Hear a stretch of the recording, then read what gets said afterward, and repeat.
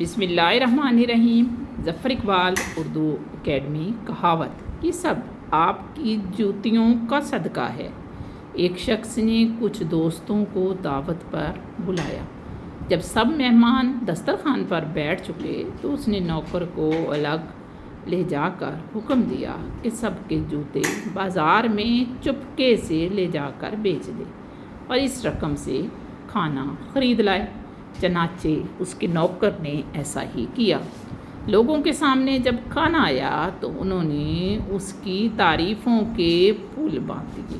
وہ شخص ہنستا جاتا اور کہتا: حضور، بھلا میں کس لائق ہوں؟ یہ سب آپ کی ہی جوتیوں کا صدقہ ہے۔